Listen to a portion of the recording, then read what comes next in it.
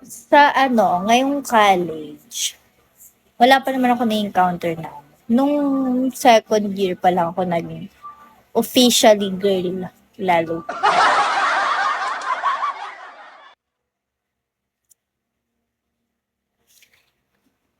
Ano yon, isa lang nagpabago sa akin nun.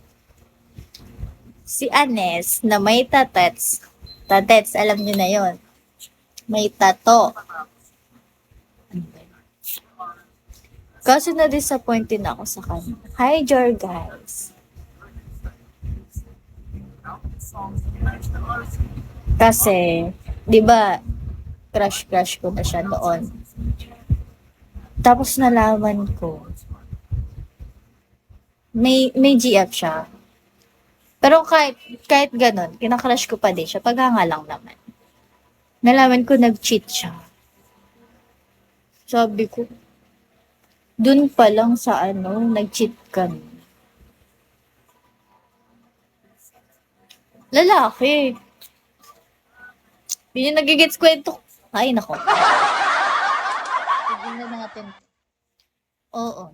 Doon ako na-disappoint sa kanya.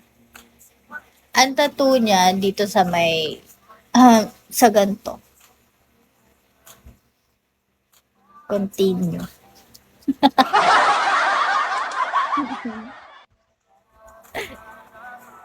Ayaw kasi ng mga cheater. So, na-turn off na ako sa kanya.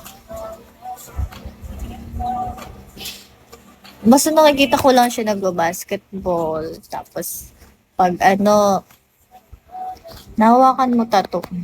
Uy, hindi may GF nga yung tao. Hindi naman ako malandi, inday.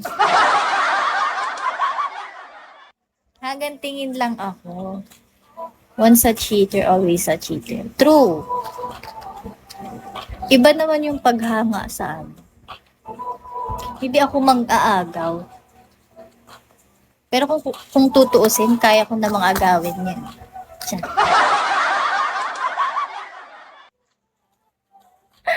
Ay, nako. Daldal. Hindi ako gata. Crush ko lang siya. Dati. Ngayon, ewan ko, ano na nangyari to. Nabastusan kasi ako sa ano, sa ginawa niya sa ano. Kasi babae din. Pwede naman, maganda ka naman.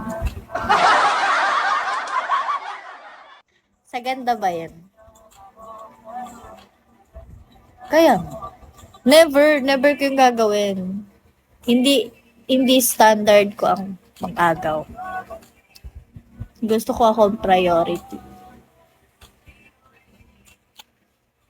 Totoo, bakit mag-aagaw ka?